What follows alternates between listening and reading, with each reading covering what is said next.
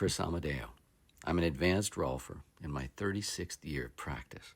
The Originals is the name I use to introduce Rolfing as a lineage piece, focused on the original teachers chosen by Dr. Ida Rolf, in this case, Jan Sultan, the third teacher in the lineage.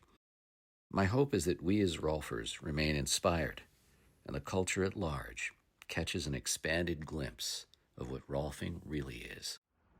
When I got Rolfed, I had never been touched therapeutically in my life, nor had I ever done any psychological introspective work, nor had I been to university. So I graduated from high school, and I have a Jewish mother, so of course she wanted me to be a doctor or a lawyer. And it wasn't, as I approached the graduation from high school, I went, I can't sit still anymore. I can't imagine another 8 years in school to turn myself into a medical doctor. And I really wasn't interested in being a lawyer. But I realized I can't do this right now. I want to get in the world. I want to make a living. I want to explore what's going on here. Once I left the shelter of my parents' home. So where was your home? We were living in Southern California in Playa del Rey. We'd moved down here in 55 from basically Montreal. I was born in Canada.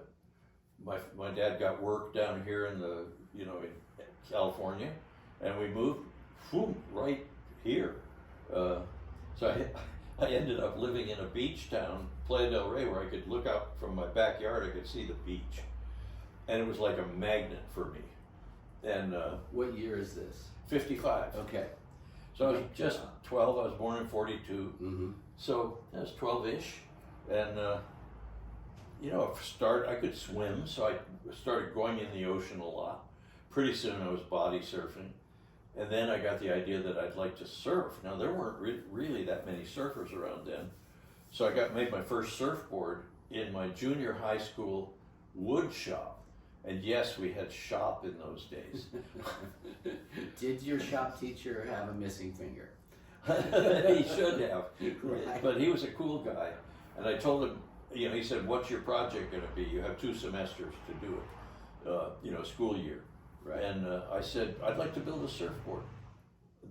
We went to Bluff Cove in Palos Verdes, lugged this balsa board down the hill and paddled out, and first time I got it in the water, the waves were probably 3 feet. It was not challenging. And lo and behold, I got up and stood on it and went straight toward the beach. And it was like, wow, oh my God, what a thrill to have that wave pick up and push. And then through hook and crook, I got a job on an oceanographic survey after I was out of high school that was based in Monterey. And as a result of working commercially on a ship, I had to go to San Francisco and get my Coast Guard merchant seaman's license because it was a ship that was in an American registry. So I ended up with a merchant seaman's license. Wow. And so the contract that the oceanographic survey had was 2 years, and it ran out. And so I joined the Sailors Union out of San Francisco and shipped out on freighters. And meanwhile, I had a cabin in Big Sur where I would go in between trips. And I was in Big Sur at the right time. So now you're like what, 19, 20? I'm 21 by now. Okay. 22, 21, 22, 23 in these 3 years. Right. And I had come back from a trip, and my girlfriend in Big Sur said, hey, there's this old lady who comes down to Esalen and works on people's bodies with her hands. Her name's Ida Rolf. You ought to check it out. In between merchant seaman and whatever else I was doing, I had a landscaping business. So I had a flatbed truck and some wheelbarrows and shovels and a bunch of crap. And right. I basically made retaining walls on steep slope gardens because Big Sur's a sloping environment. Everybody needs a retaining wall. So I would build gardens, and then I go to sea, and then I build gardens. So anyway, she says, you ought to check it out. So I went to see Ida Rolf, and she was at Esalen. she was eating actually at a table, and I kind of lurked until she was done with her meal, and then stood there and said, "Hi, I'm so and so. I've heard about your work. I'd like to, get some work from you." And she looked at me for a long time, up and down like that. She shook her head. She said, "Why are you here?" And I said, "Well, my knees are giving me some trouble because I do a lot of lifting and carrying and stuff." She said, "Well, of course your knees hurt. Look at your pelvis." And I kind of went, I didn't even know I had a pelvis. I mean, in that anatomical way. Right. Long and the short, I get my first Rolfing session from her. It's at the Esalen bathhouse. Okay, perfect. I was just going to ask you, where was this? When you first approached her, was this outside the cafeteria? This was in the dining room at Esalen. In the dining room, okay. Big windows looking out at the sea. Right. I mean, this was a phenomenal time. I heard Bucky Fuller talk there. Ram Dass, when he first came back from India.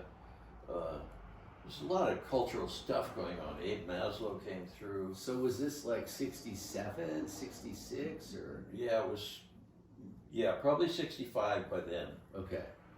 So anyway, I got my first Rolfing session. And Rolf put me on the floor I was on a mat in the Esalen bathhouse. One of the rooms was, she was using it to do therapy. Right. She knelt down on that damn concrete floor. Wow. And worked on me like that, stretched all the fascia around my ribs and, did my hamstrings and all the things that a first hour still looks like. Mm-hmm. And it was really shocking how hard she pushed on me and how it stung and hurt. And when I got out of there, when I finished, she had me stand up and took photographs of me, and I thought to myself, this is a one-time deal. I'm not doing this again. But about 3 days after she worked on me, my lungs opened up. I mean, dramatically, like popped open. And suddenly I had a lot more air. I got kind of dizzy, and I went, what is this about? Yeah. Well, it was, and then I realized, this is from what Rolf just did to me. Oh, I have to go back. So I went through the first 6, 7 sessions with her. Okay, so back up just for a second, because now I'm curious. What did Dr. Rolf say to you when she does the session, and where does she leave you? She tells me to stand up straight, basically. I mean, in whatever language, like, look, get your head on, and let your shoulders relax, and feel where your feet are. And then click, she took a picture, and I thought, wow, that kind of posed me, it wasn't natural how I stand. But I took it in, and I tried to stand a little, I had to integrate what she'd done to me. But still, I was very skeptical. I didn't want to go back. Right. It was like, okay, I tried that. Did she say you need to come back and do more? No, she just did it. Yep. Go, next, She was busy. She's like Johnny Appleseed. So anyway, long and the short, she would come and go from Esalen. She was working with the Fritz Perls, he's one of Sigmund Freud's first circle of students, along with Carl Jung and Wilhelm Reich. At any rate, Fritz Perls was one of those guys. Right. He's the founder of Gestalt. He's the founder of Gestalt. He was there in residence. Ida was coming and going. As long as she was there, she started working with people who were in therapy at Esalen, in the residential programs. And so pretty soon I got trained. I said, hey, how do I learn your work? I think I could do this. And she shook her head. She said, you're just a blue-collar guy. What makes you think you could do work like this? Almost a quote. Right. And I said, well, I don't know about that, but I'm pretty good at fixing stuff.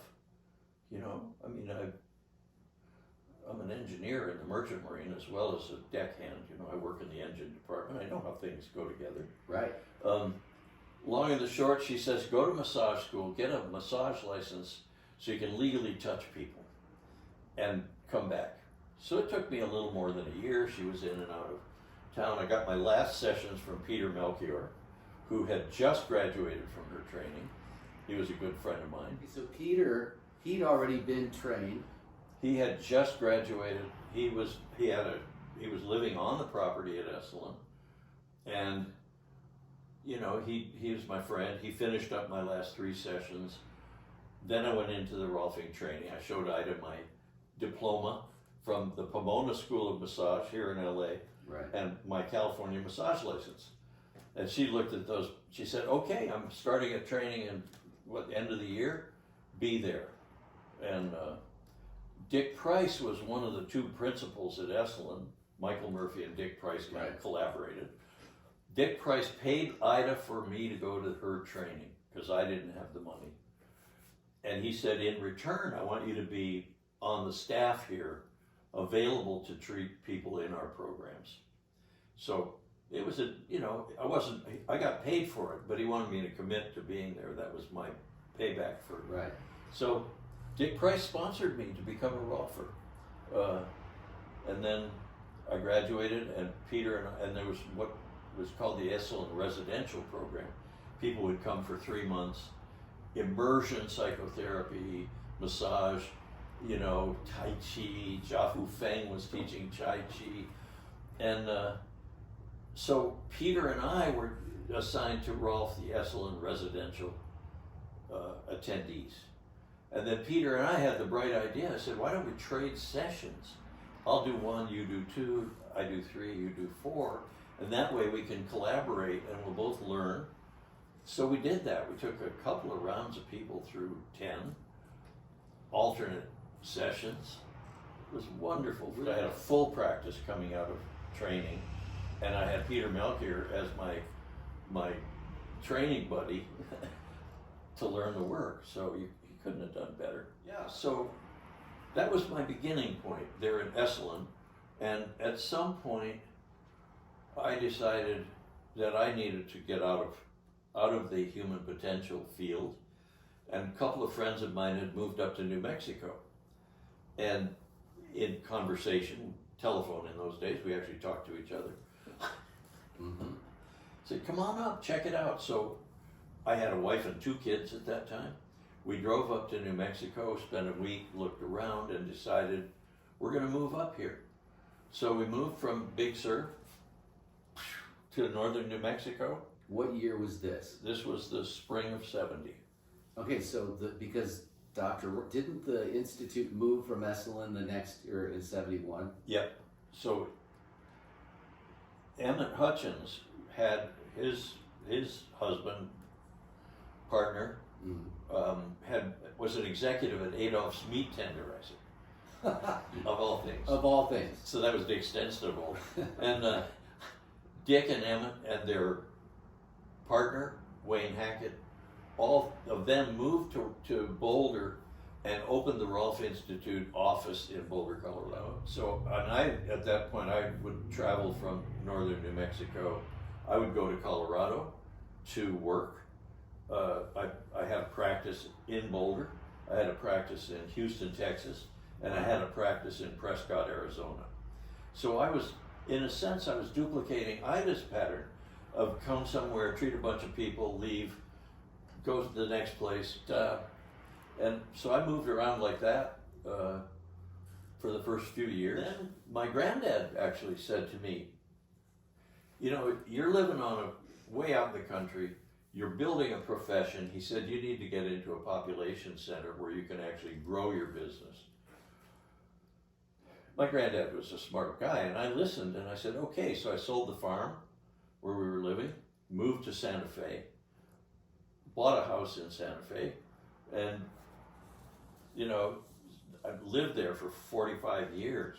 And at one point, Ida Rolf said, I want you to become one of my teachers. And so I co-taught with her, or I was assisted her for like 3 trainings.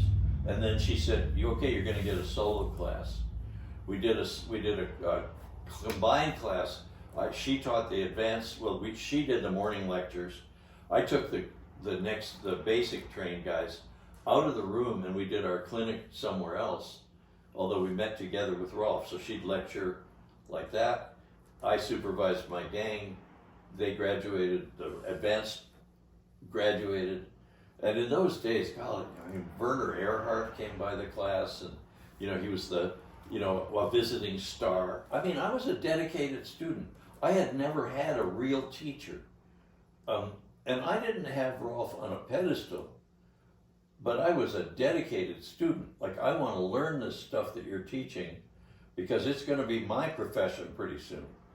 And I knew pretty early on that I was getting into a line of work that was going to be my life's work. And so far, that has been what it's been. She needed teachers, right, because it was growing fast. Right. And actually, Judith Aston once said to me, you didn't get picked by Rolf because you were the best. You got picked because you were available. And I thought about it, and I said, you're right. I don't know if I was the best, right, but I was there. And she said, I want you to assist me. And I came. I don't know. I wasn't like, I got picked because I'm so great. I got picked because I was there and handy.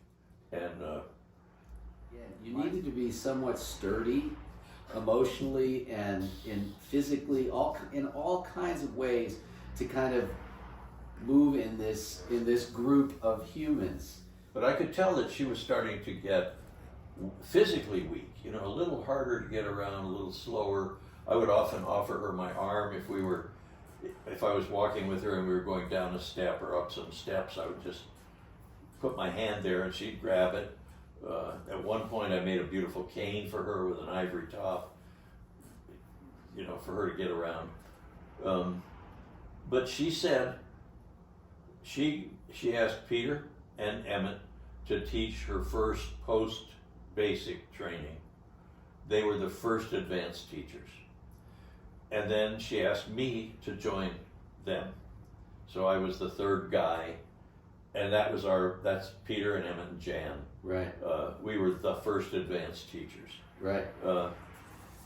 And she had developed, she called it, she invited us all to this advanced training that she had developed. And partway through this training, I had this awful feeling like this does not have the genius of her basic 10. The basic 10, I have, to this day, I think it's a wonderful cycle of work. It's very systematic, it's a universal template, and deeply inspired, I think. There's all kinds of, apocryphal stuff about where the 10 series came from. I don't necessarily either avoid it or, buy it. But when I saw the advanced work, this 4 series that was organized around these positions, the Z, the C, the L, and the last session in her series was a head session. And I was her model for that. So she did the last advanced session on me as a demo to the advanced class, and it was pretty heavy. I decided then I'm not going to do this work this way. I thought that advanced work should be client-centered, should teach us how to pattern recognize. She was, the way she presented it was conflicted.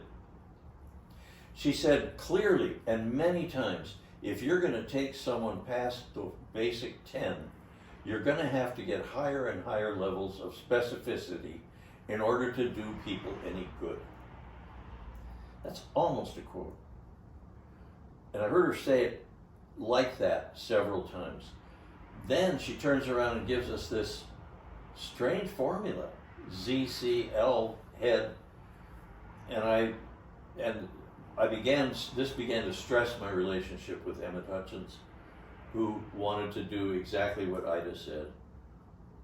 And my first few solo advanced classes, I taught her formula, and I watched the students struggle with it, and then I thought, I don't want to do it this way. I want to teach pattern recognition and regional, higher specificity, like I was instructed. So that drove my development, and it led to the split, actually. It forced this doctrinaire versus, this exploratory, open-ended let's make Rolfing better. And at that point, my colleague Charlie Swenson had started teaching for the Upledger Institute. And I assisted Charles 3 or 4 times, watched how you teach craniosacral therapy. Yeah. And at one point I thought I might become one of Upledger's teachers, but then I decided, no, I'm sticking with Rolfing. What I want to do is bring this in, because it's really a lot of stuff about the nature of structure. It was, he had a formulistic approach as well, but Are you talking about Upledger? Upledger. Right. And I thought, this is a beautiful background to Rolf's 7th hour. Right. This is an expansion. This is more about the quality of the body vis-a-vis the cranium, and not so much doing this formulistic, 1, 2, 3, 4, like a 7th session. So that stressed us, because I was accused of not being a purist. And I said, I'm not becoming a craniosacral therapist. I'm learning about the nature of this whole part of the body that Ida Rolf did not teach us, which is this rhythmic, circulation of cerebrospinal fluid, the patterns that emerge, the expansion, retraction, So this was a stressor.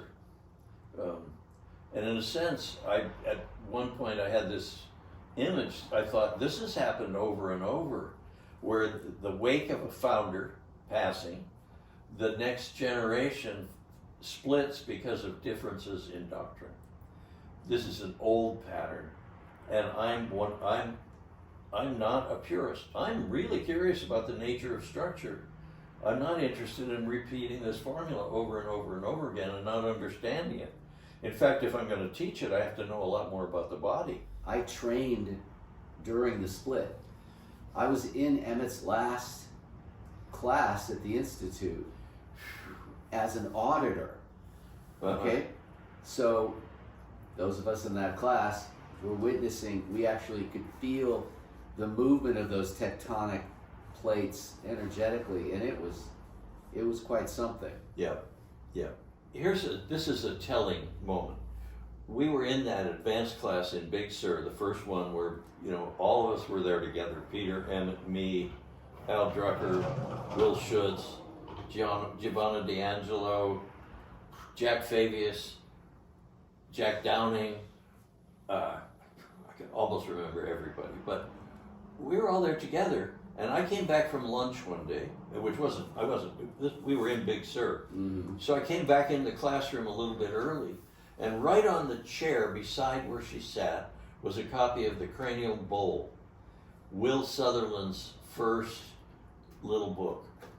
And I went, The Cranial Bowl, and I picked it up, and I thumbed it, and I put it in my backpack, and I took it to Monterey after class, and I Xeroxed the whole damn book and handed it to everybody in the class and gave her the original back. And I said to her, I assume that was for us to see.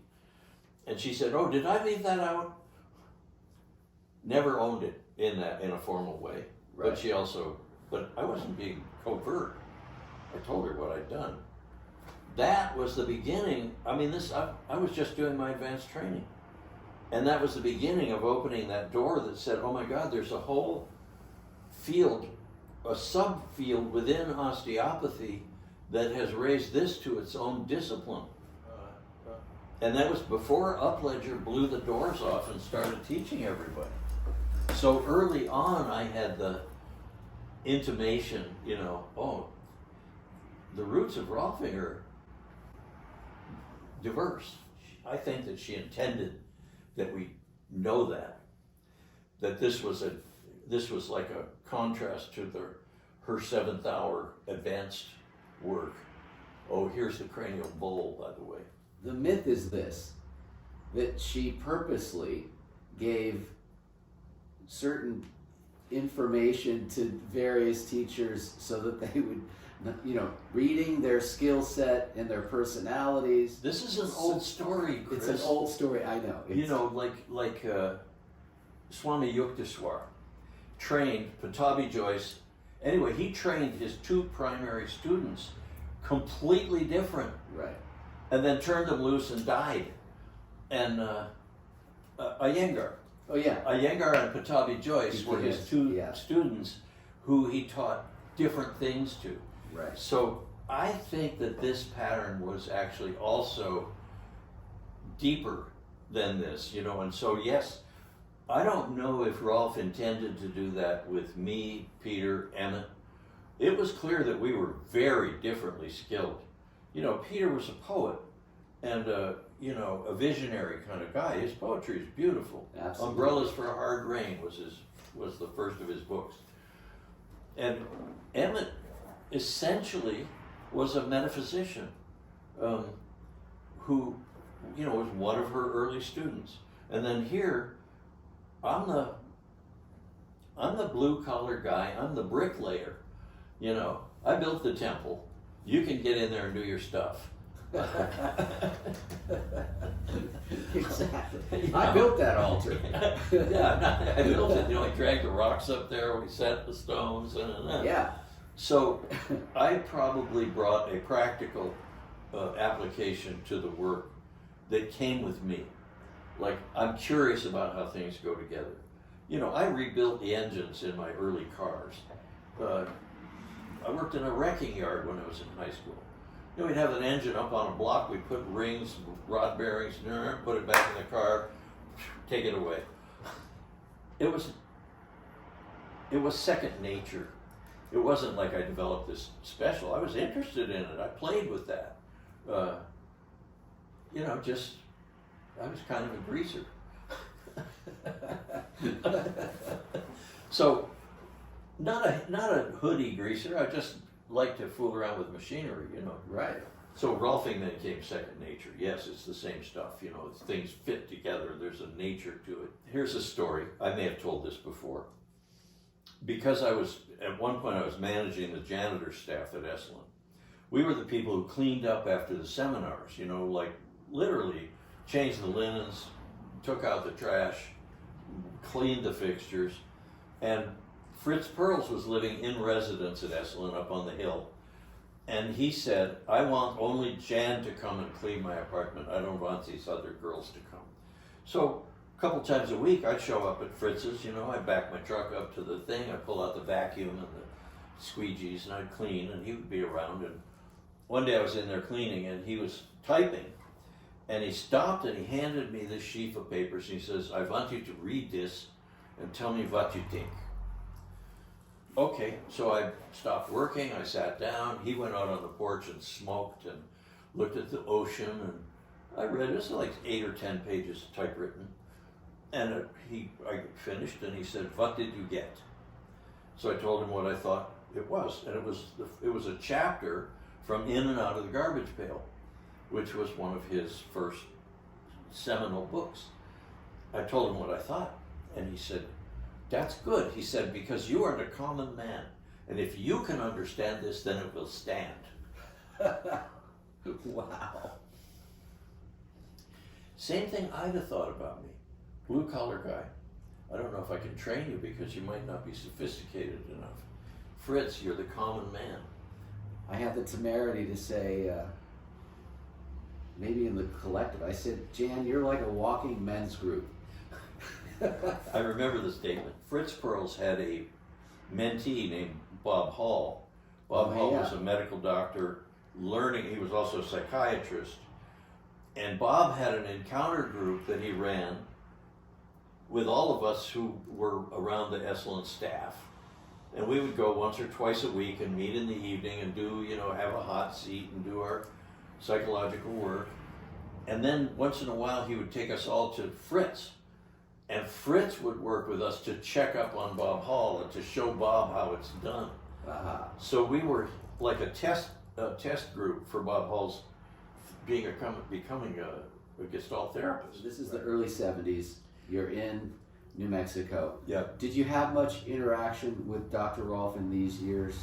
Well, that's when she was training me to be a teacher. So I started making trips when she was having a class and would have me come down to California and be her assistant, so to speak. I did a couple of those. Then I did one combined class with her where she did an advanced and I was the basic teacher. She ran the two classes together. And then after that, she cut me loose to teach basic trainings. Salveson came in around that time. Jim Asher was starting to teach classes. In those early days, Jim had the best hands in the business. He had a magic touch. It was really quite distinct, and we all knew it, and acknowledged it to him. Yeah. Wow, dude, you got it. You know, the body's just walk and talk for him.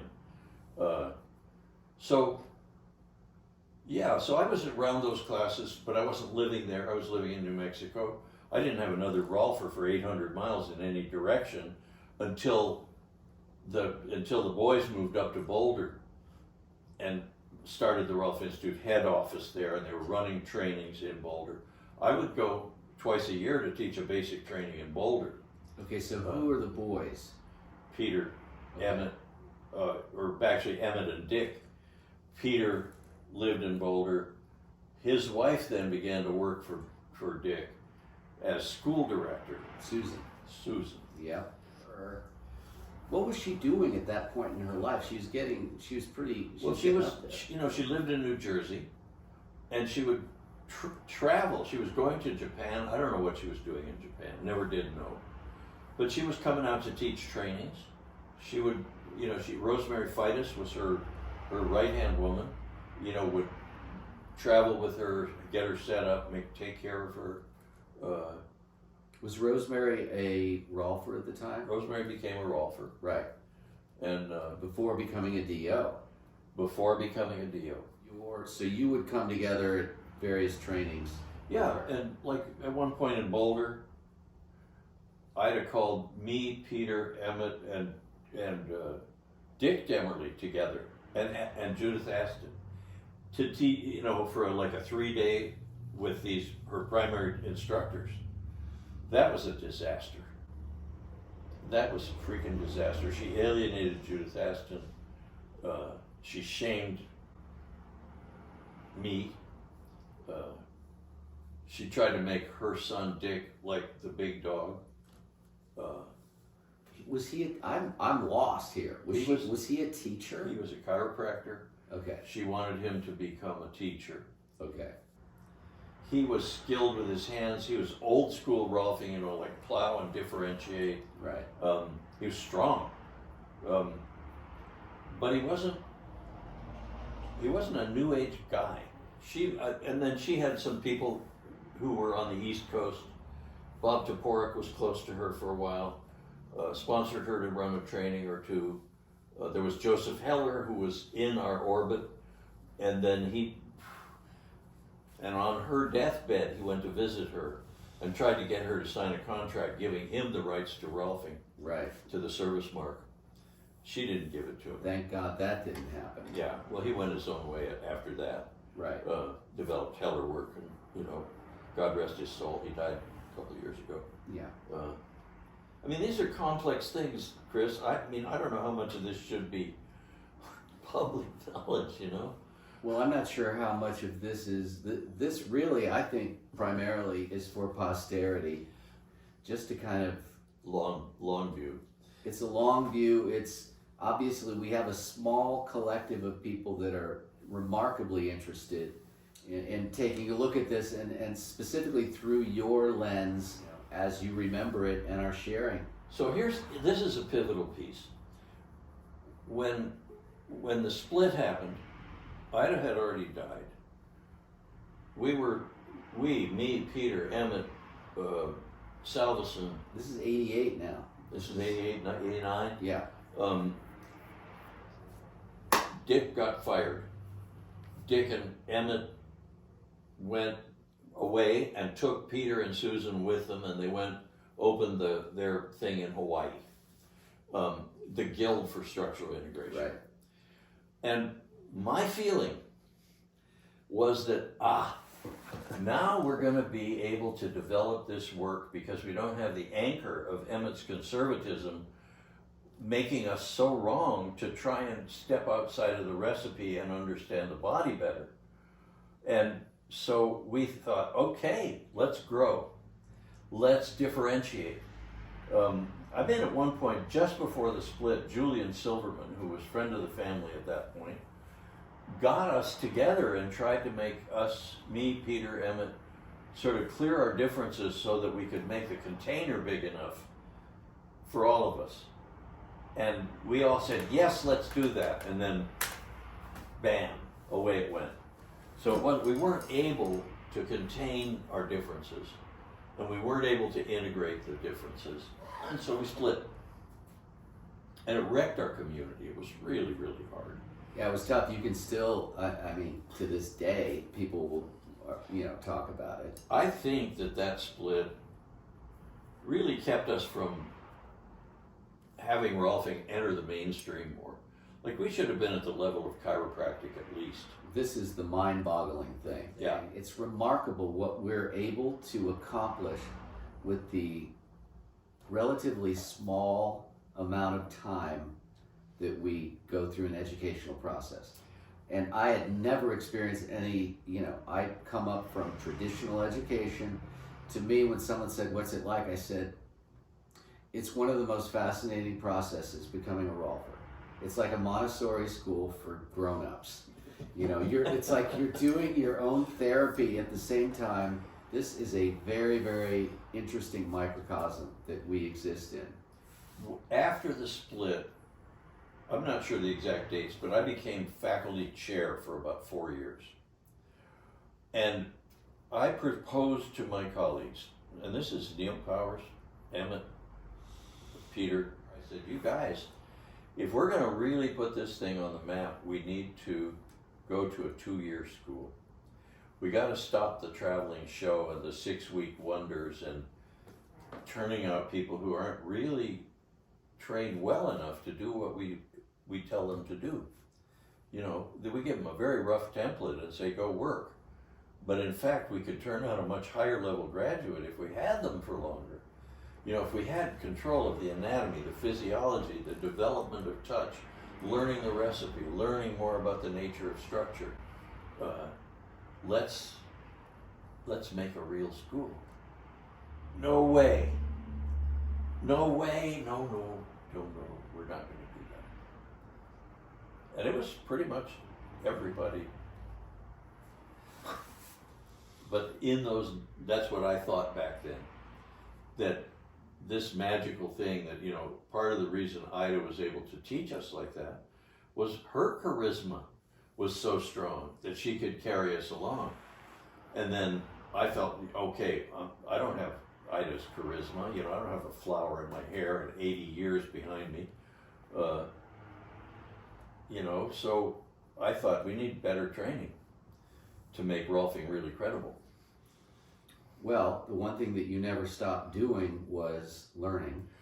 I kept learning. I was hungry. Right. I'm still hungry. Perfect. You're not really self-reliant and able to glean new information. I think that any Rolfer will end up floundering at some level, or you just plateauing and you'll end up doing Rolfage or something. Yeah, you end up working rote. Like, oh, this is a third hour, I'm cranking out a third hour. Right. You stop thinking. One of the things that she admonished, this is one of those things that it's in my notes even. I still have my original notebooks from when I trained. I have quotes from Ida Rolf, which I put in a separate section. So I had my 1 through 10 notes about the sessions, and then I had another section called wisdom. And whenever she'd say stuff that didn't fit in doing a session, I would add it in the wisdom. One of the wisdom things that went by is she said, don't look at me, look at my work. And I understood that she knew that she wasn't a perfect example. She had her imperfections as a human. She also had a bright intellect and had developed this work and had a beautiful way of being authoritarian without being dominating. She was in so many ways honorable, worthy, but I never put her on a pedestal. And partly because she said, don't look at me. What I see happening in our field right now is that the other parts of Rolfing that are the structural integrators, who aren't the Rolf Institute people, are deifying Ida and turning the recipe into almost like a holy catechism, in making it more like a religion. I do not think it was ever a religion. It was a really neat tool for helping people, you know, to put their bodies together, to learn things about themselves. Well, there was an inherent mandate that you own the work. That we were all anarchistic in the sense that I learned this thing, and then I go work in a room by myself with one person at a time. This is a high challenge of its own. Exactly. You know, whoa, where's the support? The support is you. You know, you have to support yourself. You have to come to the table with a certain amount of maturity, calm, depth, willingness to listen, lack of judgment, the things that would drive us to become better people in order to be able to do this well. You know, I've had a lot of people who have come through who are way better people than me. You know, smarter, better developed professionally. I remember once Pir Vilayat Khan came to me for a session. He's one of those Sufi masters. And he's got high credibility. I mean, this dude is right out of, you know, Hazrat Inayat Khan. You know, there's this whole family of Sufis. And his neck was in trouble. And as he laid down on the table, you know, I let him keep on those balloon pants that he was wearing, but he took his shirt down to his, you know, a wife beater. Right. And I went to work on him, and then I went, oh, this is a high being who is also got a bad neck. I think I'm here to just help him with his neck and serve him in a sense. I'm not going to try and be as good as he is. I'm just going to do what I do. So there's a sense of like keeping yourself out of the way so that you could do the thing you were there to do. Well, it's almost like we're homeostasis amplifiers. It's like, you know what I'm saying? It's like a little... Add some energy to the system, and thank you very much, and you get your fee, and you move on, you know. It isn't about me. It's about this work.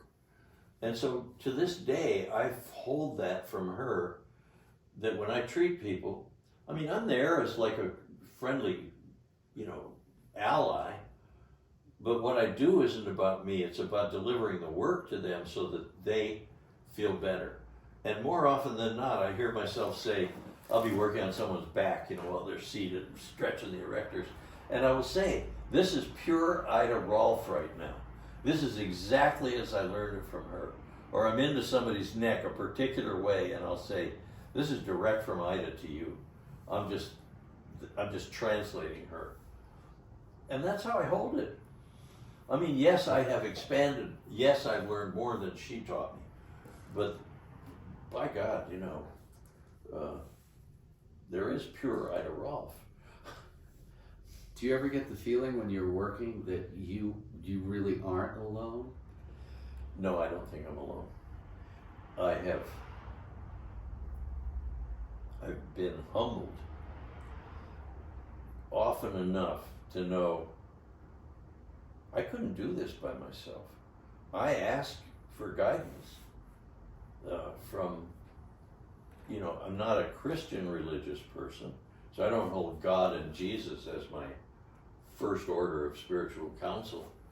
But years ago, I went to a reader, you know, who looked, you know, was doing a reading, and she said, this is weird, Jan. She said, you've got like this council that's parked in the sky who are made up of old-time people who have done what you do in their tribe, in their community. They did something that was analogous to what you do.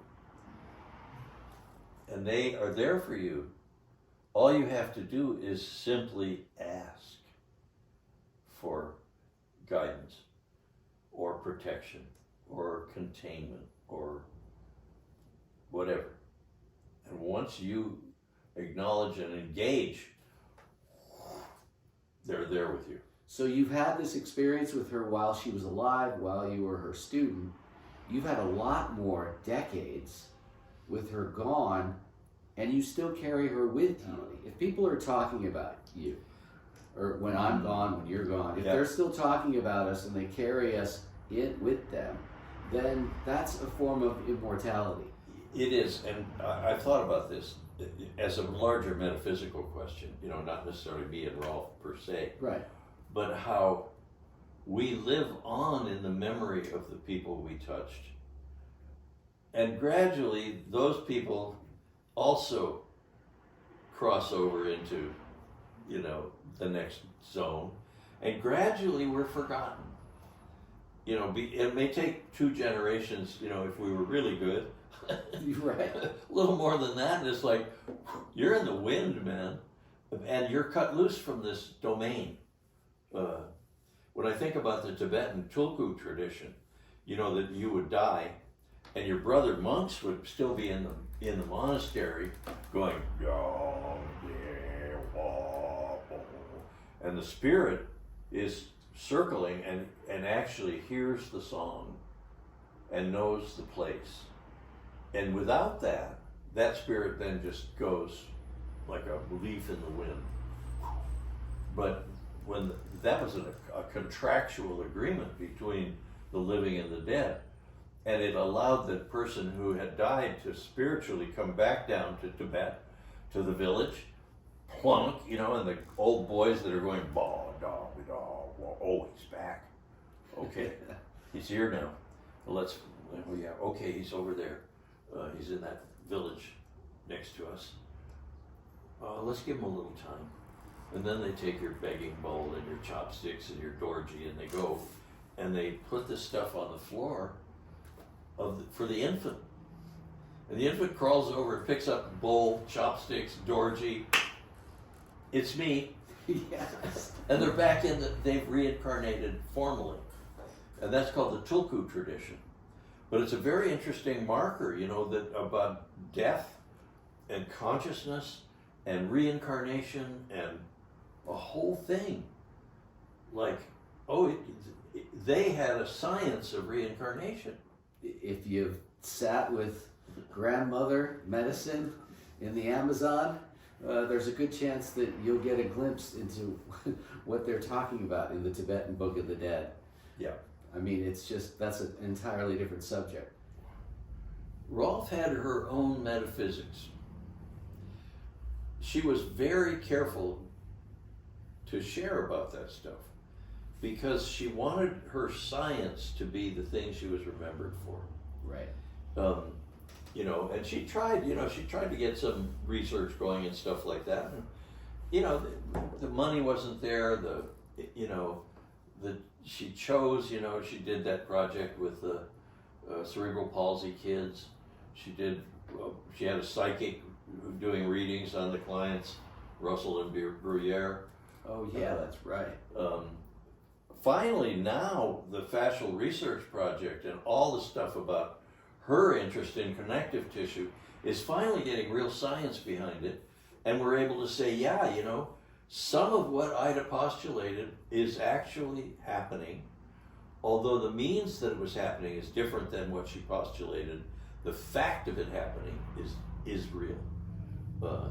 You know, she had this thing about, you know, the plasticity of the collagen. You know, you heat it up and it gets more fluid, and it gets colder and it gets more stiff. That isn't really the great model, but when you do neurofascia, and you know that the fascia responds to touch, changes its sort of holding point or its state. Well, damn, she said that was what was happening. So she saw it. She had a vision of it and built a system of manual therapy around the plasticity of connective tissue. I love it. Thank you so much.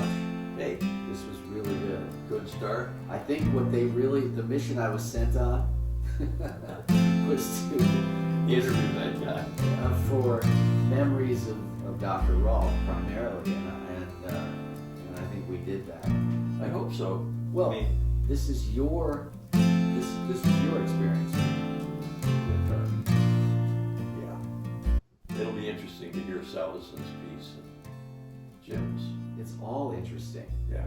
I look forward to that. Yeah. Anyway, thank you. Good on you.